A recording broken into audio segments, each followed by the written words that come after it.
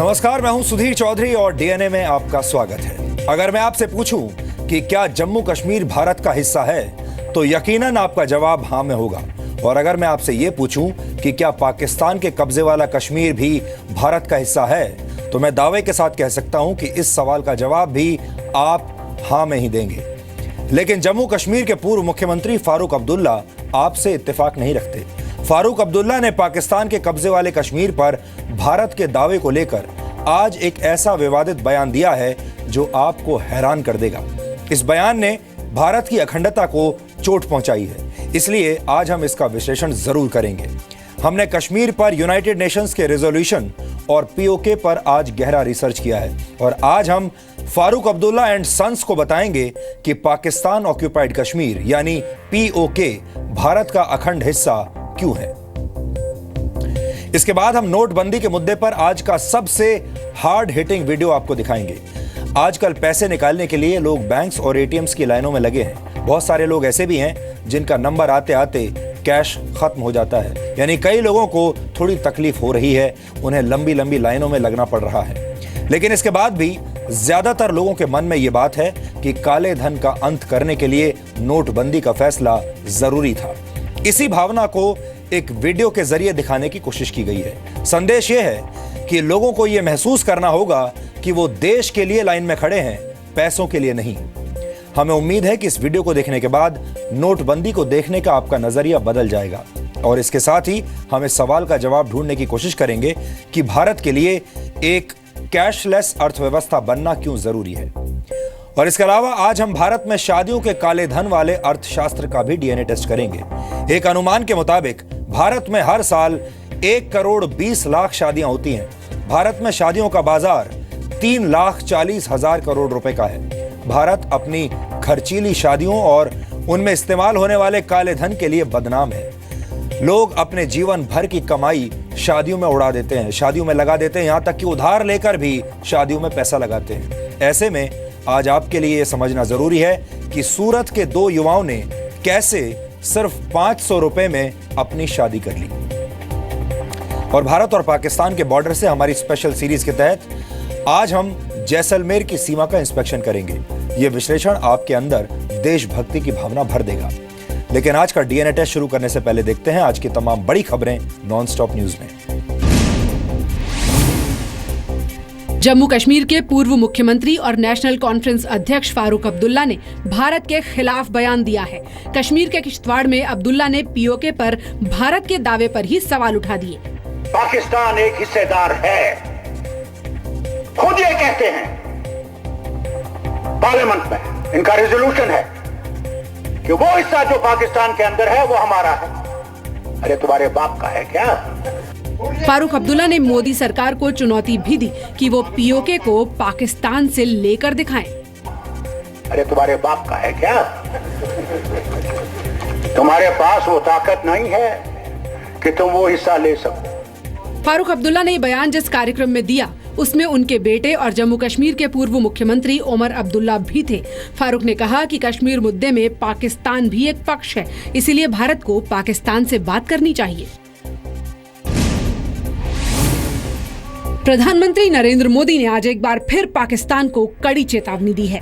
पंजाब के भटिंडा में एक कार्यक्रम को संबोधित करते हुए पीएम मोदी ने कहा कि सर्जिकल स्ट्राइक के बाद पाकिस्तान ने भारतीय सेना का दमखम देख लिया है।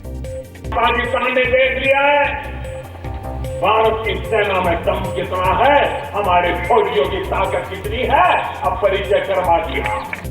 पीएम मोदी ने सिंधु जल समझौते का भी जिक्र किया और कहा कि हिंदुस्तान के हिस्से का पानी अब पाकिस्तान नहीं जाएगा। ये इंडो-वाटर ट्रीटी जो है, जिसमें हिंदुस्तान के हक का पानी है जो पाकिस्तान में बह जाता है, अब वो बूंद बूंद पानी रोक करके मैं पंजाब के, जम्मू कश्मीर के, हिंदुस्तान के किसानों के लिए वो पानी लाने के लिए प्रदर्शन कर। PM Modi all India institute of medical science यानी एम्स की नींव रखने के लिए पंजाब के भटिंडा पहुंचे थे। इसके बाद प्रधानमंत्री गुरु गोविंद सिंह के 350वें प्रकाश पर्व के कार्यक्रम में शामिल होने के लिए आनंदपुर साहब पहुंचे। पीएम मोदी ने तख्त साहब जाकर मत्था टेका। लोगों को संबोधित करते हुए पीएम मोदी सिख पगड़ी में नजर आए।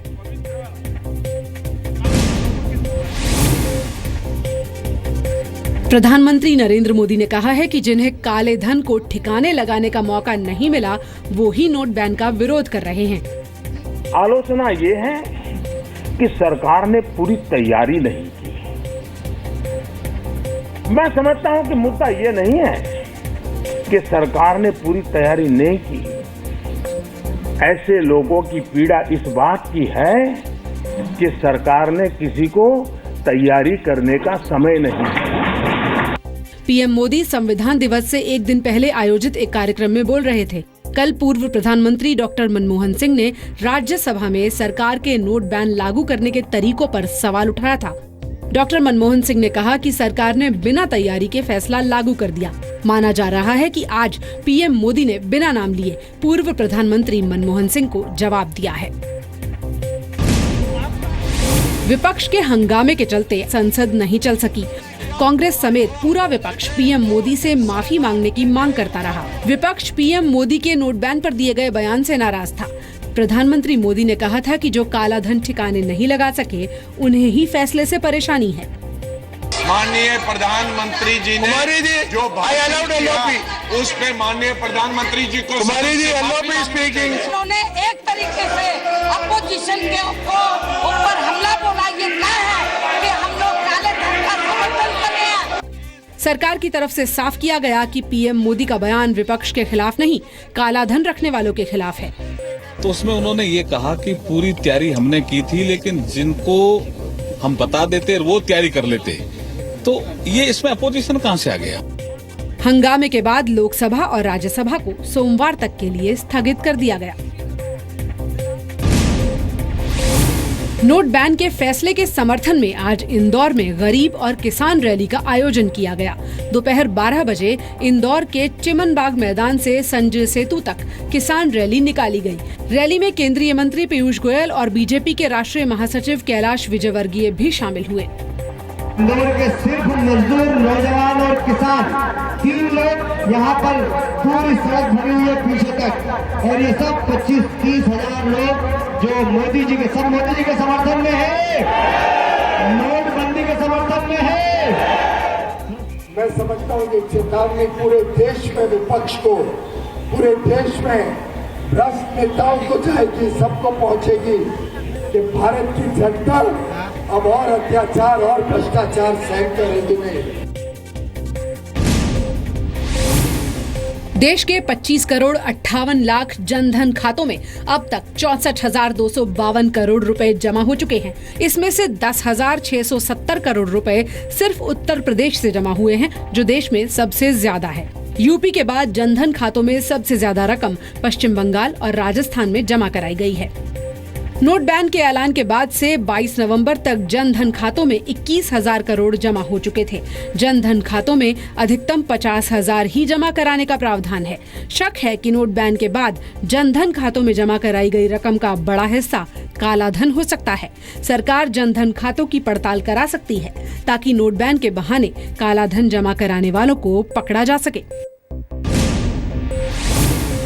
दिल्ली में एक्सिस बैंक की कश्मीरी गेट ब्रांच पर इनकम टैक्स की छापेमारी से काले धन को सफेद करने की बड़ी साजिश का खुलासा हुआ है। इनकम टैक्स विभाग ने बैंक की ब्रांच के अलावा एक्सिस बैंक के 2 मैनेजर्स के घर पर भी छापेमारी की। सूत्रों के मुताबिक दिल्ली में कल जो 2 लोग 27.5 लाख की नई करेंसी के साथ पकड़े गए थे, उन्होंने पुलिस को बताया कि उनके पास नए नोट एक्सिस बैंक के मैनेजर्स की मदद से आए थे और दोनों मैनेजर्स ने पकड़े गए लोगों से कमीशन के तौर पर सोने की ईंट ली थी। इन लोगों ने बताया था कि अब तक बैंक के कर्मचारी करीब 3.5 करोड़ रुपयों के नए नोट आरोपियों को दे चुके हैं। जम्मू कश्मीर के बांदीपुरा में आज एक मुठभेड़ में सुरक्षा बलों ने 2 आतंकियों को मार गिराया। आतंकियों से लड़ते हुए 13 राष्ट्रीय राइफल्स के एक जवान नायक चंद्र सिंह भी शहीद हो गए। चंद्र सिंह उत्तराखंड के पिथौरागढ़ के रहने वाले थे। मारे गए आतंकवादियों के साथ काफी हथियार और गोला बारूद मिले।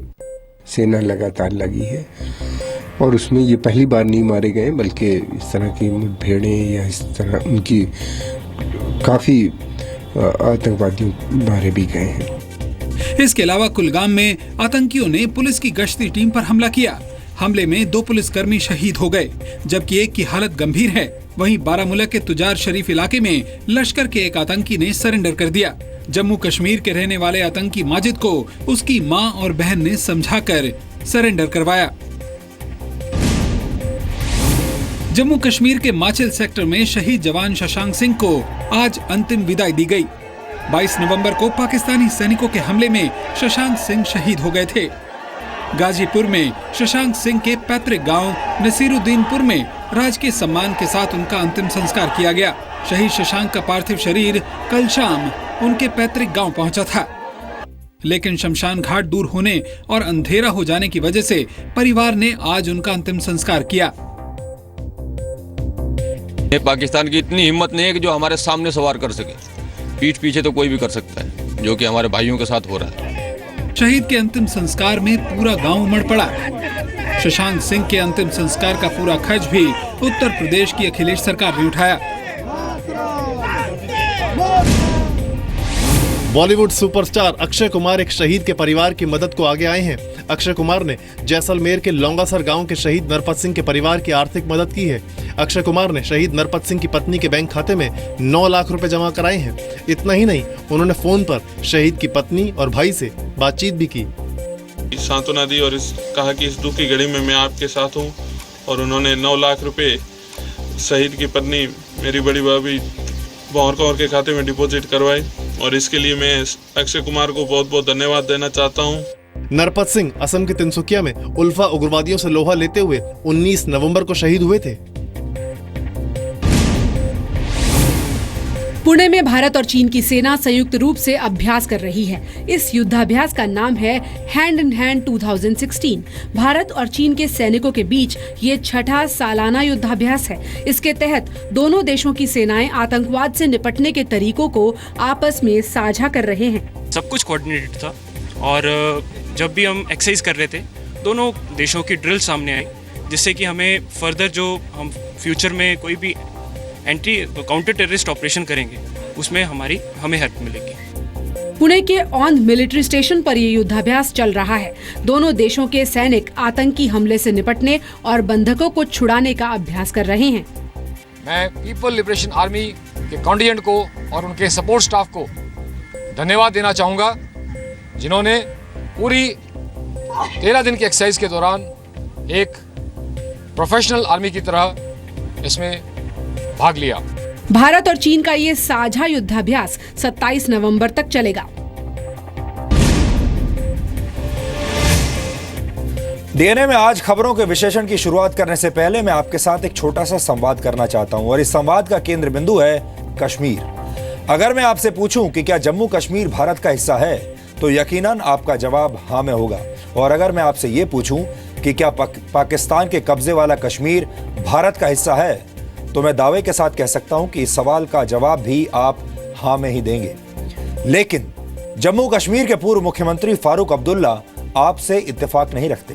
फारूक अब्दुल्ला ने पाकिस्तान के कब्जे वाले कश्मीर पर भारत के दावे को लेकर आज एक ऐसा विवादित बयान दिया है जिसे सुनकर आप हैरान हो जाएंगे और मायूस भी हो जाएंगे। 1 मिनट 31 सेकंड के इस वीडियो में फारूक अब्दुल्ला ने जिन आपत्तिजनक शब्दों का इस्तेमाल किया है, उसकी उम्मीद पाकिस्तान में बैठे हाफिज सईद जैसे आतंकवादी से तो की जा सकती है, लेकिन भारत के एक नागरिक और वो भी जम्मू कश्मीर के एक पूर्व मुख्यमंत्री से ऐसे शब्दों की कल्पना कभी सपने में भी नहीं की जा सकती।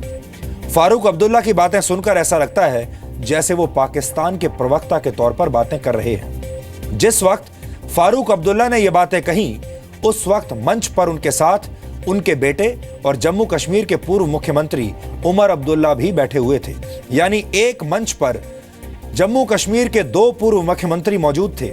लेकिन फारूक अब्दुल्ला की बात सुनकर ऐसा लग रहा था कि या तो दोनों में किसी को कश्मीर के इतिहास और वर्तमान का ज्ञान नहीं है, या फिर ये दोनों कश्मीर में बैठकर कोई एजेंडा चला रहे हैं। दुख इस बात का भी है कि जिस वक्त फारूक अब्दुल्ला ये बातें कह रहे थे, वहां मौजूद लोग हंस रहे थे।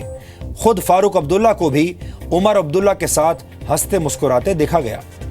कल डीएनए में विश्लेषण के दौरान मैंने आपको ये जानकारी दी थी कि पाकिस्तान को भारत में ऐसे नेताओं और पत्रकारों की तलाश है जिन्हें भारत की नीतियों के खिलाफ बोलने का लंबा अनुभव हो।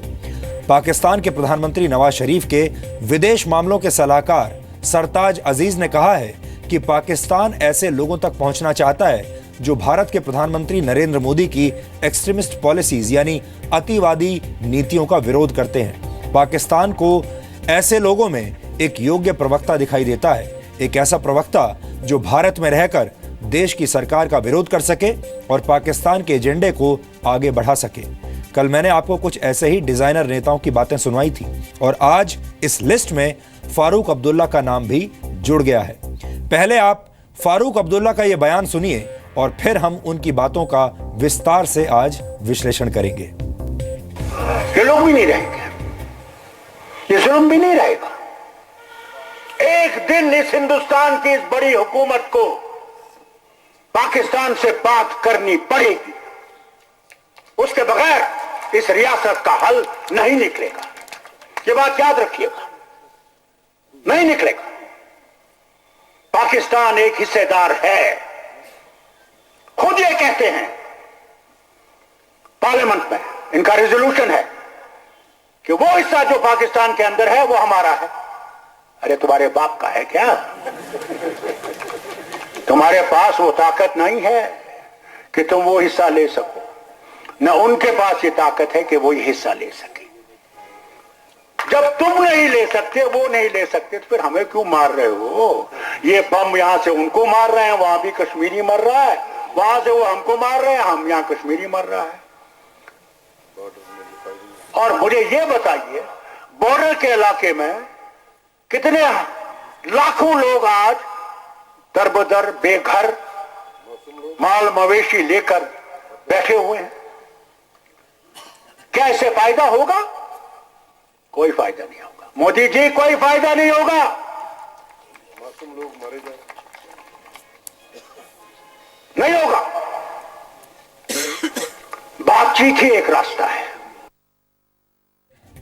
जम्मू कश्मीर के पूर्व मुख्यमंत्री फारूक अब्दुल्ला ये पूछते हैं कि पाकिस्तान के कब्जे वाला कश्मीर क्या भारत के पिताजी का है।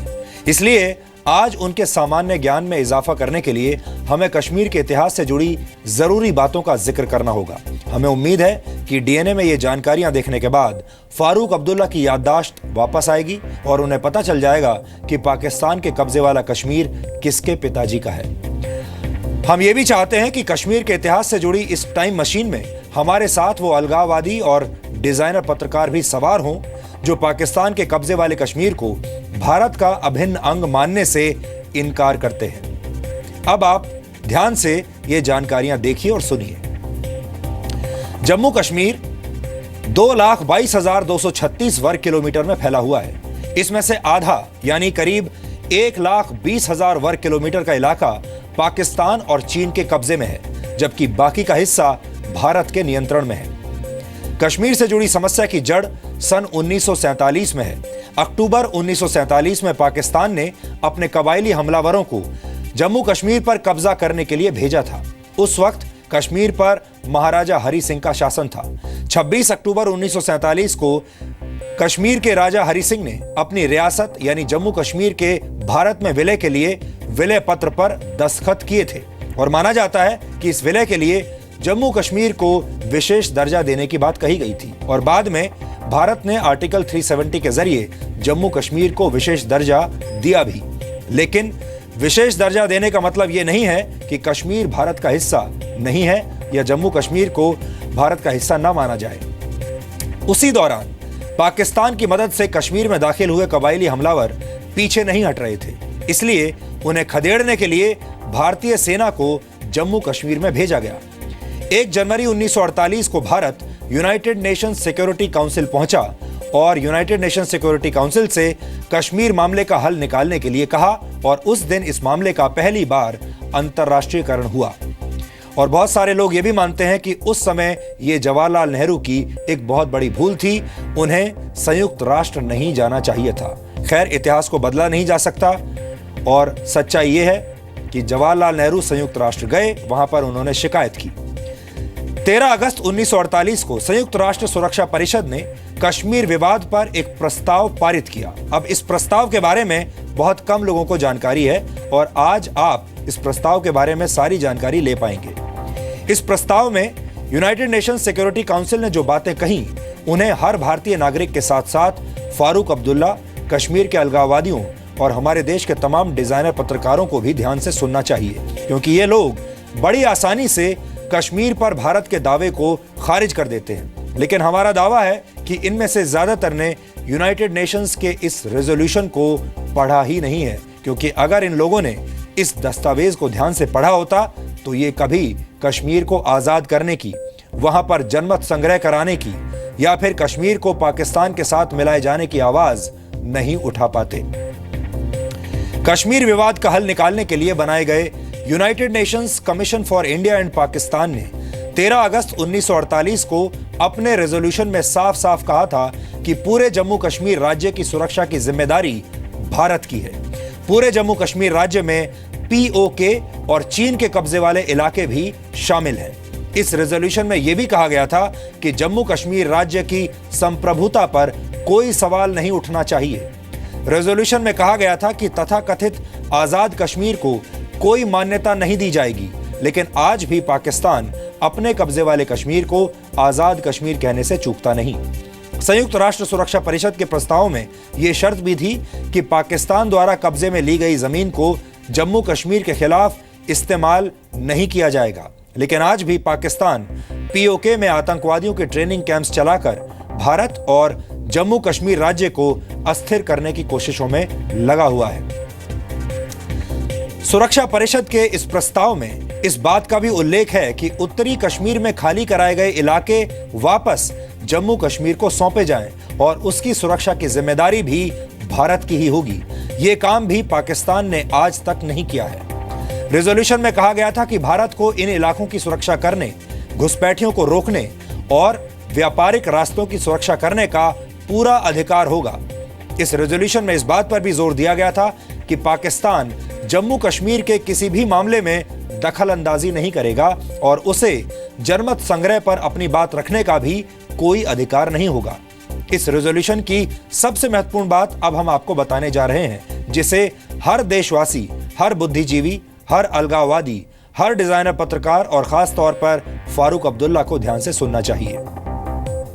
इस रेजोल्यूशन के मुताबिक भारत के लिए तब तक कश्मीर से जनमत संग्रह कराना जरूरी नहीं है जब तक पाकिस्तान इस इलाके में सीज फायर लागू नहीं करता और पीओके से अपना कब्जा नहीं छोड़ता। ये शर्तें रखी गई थी, यानी पाकिस्तान को पीओके से पहले अपने सैनिकों, स्थानीय हमलावरों और अपने नागरिकों को हटाना था। लेकिन पाकिस्तान ने आज तक इनमें से किसी भी शर्त का पालन नहीं किया है और वो चाहता है कि भारत कश्मीर में जनमत संग्रह कराए। बार बार वो इस बात की मांग करता रहता है, लेकिन जनमत संग्रह कराने के लिए संयुक्त राष्ट्र ने जो शर्तें रखी थीं, उनमें से एक भी शर्त पाकिस्तान ने अब तक मानी नहीं है। अब मैं फारूक अब्दुल्ला की याददाश्त वापस लाने के लिए एक मैप का सहारा लूंगा और आपको बताऊंगा कि कैसे यूनाइटेड नेशंस सिक्योरिटी काउंसिल की सभी शर्तों का उल्लंघन करते हुए पाकिस्तान ने 1947 के बाद से जम्मू कश्मीर के नक्शे को लगातार बदलने की नापाक कोशिशें की हैं और इसमें उसे चीन का भी भरपूर साथ मिला है। 1947 में ब्रिटेन ने भारत से अपना शासन हटाने और भारत के 30 करोड़ लोगों को आजादी देने का फैसला किया था। उस समय मध्य और दक्षिण भारत में हिंदुओं की आबादी बहुसंख्यक थी, जबकि पूर्व और उत्तर पश्चिम भारत में मुस्लिम जनसंख्या ज्यादा थी। ब्रिटेन के आयोग ने धार्मिक आधार पर अखंड भारत को मुस्लिम जनसंख्या वाले पाकिस्तान और हिंदू जनसंख्या वाले भारत में बांटने का फैसला किया। भारत की रियासतों में से सिर्फ जम्मू कश्मीर ही एक ऐसी रियासत थी जिसकी बहुसंख्यक मुस्लिम जनसंख्या पर हिंदू शासक महाराज हरि सिंह का नियंत्रण था और यही बात पाकिस्तान के गले नहीं उतर रही थी, जबकि जम्मू कश्मीर का भारत में बने रहना भारत की सर्वधर्म संभाव वाली छवि से मेल खाता था। और इसी ईर्ष्या की वजह से 1947 में पाकिस्तान के नॉर्थ वेस्ट फ्रंटियर प्रोविंस के रास्ते कबायली हमलावरों ने पाकिस्तानी सरकार की मदद से कश्मीर पर हमला कर दिया। कश्मीर पर जो यह हमला हुआ उसमें पाकिस्तान की फौज ने भी साथ दिया। इसी बीच अक्टूबर 1947 में जम्मू कश्मीर का भारत में विलय हो गया और पाकिस्तान समर्थित हमलावरों से मुकाबले के लिए भारतीय सेना कश्मीर पहुंच गई। इसके बाद 1 जनवरी 1948 को भारत कश्मीर विवाद का हल ढूंढने के लिए यूनाइटेड नेशन सिक्योरिटी काउंसिल चला गया और इसके बाद 1 जनवरी 1949 को दोनों देशों के बीच सीज फायर लाइन अस्तित्व में आई। लेकिन तब तक पाकिस्तान कश्मीर के एक बड़े हिस्से पर कब्जा कर चुका था, जिसे आज पाकिस्तान ऑक्यूपाइड कश्मीर यानी POK के नाम से जाना जाता है। इसके बाद 1962 में भारत चीन युद्ध के दौरान चीन ने लद्दाख के एक बड़े हिस्से पर कब्जा कर लिया, जिसे अब अक्साई चिन कहा जाता है। आपको बता दें कि अक्साई चिन पर आज भी चीन का ही कब्जा है। इसके बाद 1963 में चीन और पाकिस्तान के बीच हुए एक समझौते के दौरान पाकिस्तान ने POK का 5180 वर्ग किलोमीटर का इलाका गैर कानूनी तरीके से चीन को सौंप दिया। 1970 में पाकिस्तान में गिलगित एजेंसी और बाल्टिस्तान डिस्ट्रिक्ट को मिलाकर नॉर्दर्न एरिया बना दिया गया, जिसका एक बड़ा हिस्सा 1963 से ही चीन के कब्जे में है। यानी चीन और पाकिस्तान ने मिलजुल कर कश्मीर की समस्या रची है। जम्मू कश्मीर पर पाकिस्तान और भारत दोनों अपना अपना दावा करते रहे हैं, लेकिन इतिहास और तथ्य ये बताते हैं कि जम्मू कश्मीर पर पाकिस्तान का दावा न सिर्फ झूठा है, बल्कि इस दावे का कोई कानूनी, धार्मिक या भौगोलिक आधार नहीं है। अमेरिकी लेखक क्रिस्टीन फेयर ने अपनी किताब फाइटिंग टू द एंड में पाकिस्तान के दावों की पोल खोली है। क्रिस्टीन फेयर ने अपनी किताब में बताया है कि किस तरह कश्मीर पर पाकिस्तान का दावा न सिर्फ ऐतिहासिक रूप से गलत है, बल्कि पाकिस्तान के ज्यादातर नेताओं और अफसरों ने यूनाइटेड नेशंस द्वारा कश्मीर को लेकर पारित किए गए रेजोल्यूशन को पढ़ा ही नहीं है। You said Kashmir, Pakistan has no legal basis on Kashmir. I don't understand what sort of legal basis should we have. You have mentioned about the UN resolution. You have mentioned that India went to a Security Council, and Security Council said that let the Kashmiris decide. Let us have a plebiscite there. So that's a legal basis. Go and ask the Kashmiris with whom they want to go. Every single thing that you just said is fictional. Let's first begin with the UN Security Council Resolution 48. Sir, have you read it? Have you read? No. Okay, so the first thing I'm going to encourage you to do is go on to the UN Security Council's website and read that fabulous resolution that every Pakistani points to, but which not a single one has read. I also then want you to take the actual version from the UN Security Council, and then I want you to compare that to the claims made by Pakistan's permanent representation to the UN. And you're going to understand your confusion, sir. So the resolution is actually very clear. There are 3 steps. They were sequential and they were conditional. The very first step was that Pakistan was supposed to demilitarize to the satisfaction of this UN body that was to be established. Then, conditional upon the UN being so satisfied with this demilitarization, India was also supposed to demilitarize with a presence being permitted to defend itself against Pakistani aggression. The third, having both of those 2 steps taken place to the satisfaction in sequence to the preferences of the UN, then the plebiscite would be held. So all those Pakistanis that are so upset about the plebiscite that never happened, they have their own government to blame because Pakistan never fulfilled the first necessary but insufficient condition. So I'm going to encourage you to actually read that before you ever make such a fool of yourself again by presenting it in public, right? So just do yourself a favor by reading the darn thing. वैसे आज हम चाहते तो फारूक अब्दुल्ला के इस बयान को हम इग्नोर भी कर सकते थे, इसे अनदेखा भी कर सकते थे, क्योंकि भारत में ऐसे लोगों की काफ़ी संख्या है जो इस तरह के बयान देते रहते हैं। उनमें नेता भी हैं, बुद्धिजीवी भी हैं और पत्रकार भी हैं। लेकिन इससे भारत के लोगों के बीच गलतफहमी फैलती है और हमें ऐसा लगा कि और ज़्यादा गलतफहमी फैले और ज़्यादा दुष्प्रचार हो, उससे पहले तथ्य आपके सामने रखने ज़रूरी हैं और इसीलिए आज डीएनए की शुरुआत हमने इस विषय से की है।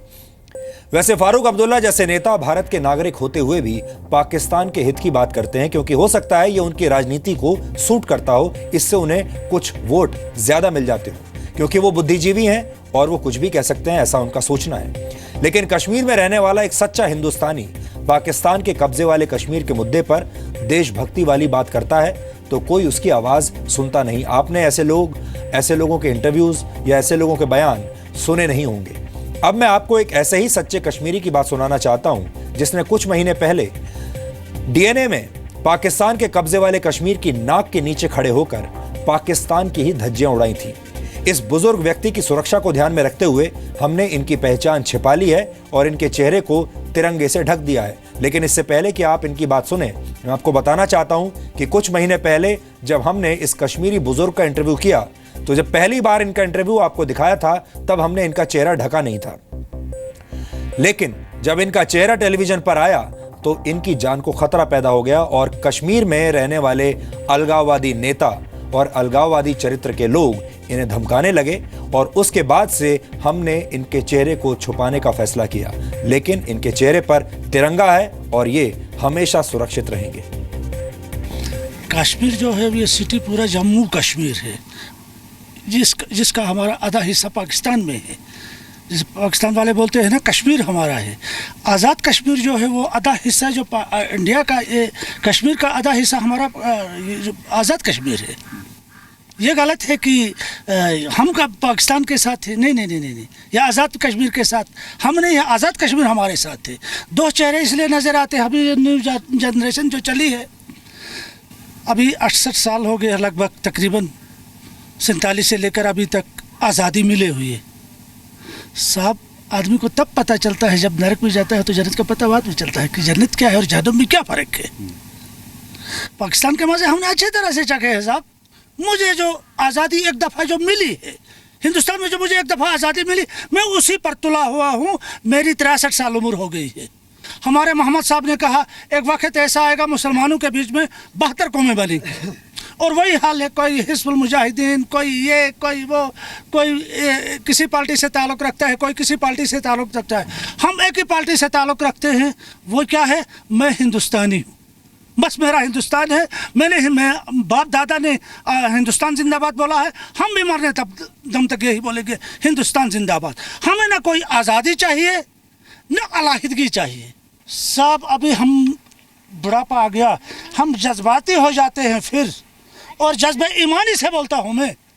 चाइना, अमेरिका, फ्रांस हो, इटली हो, पाकिस्तान को, इन सब को बता दो मैदान में आओ, फिर भी इंडिया का कुछ भी करने वाला नहीं है। It is India, India India रहेगा।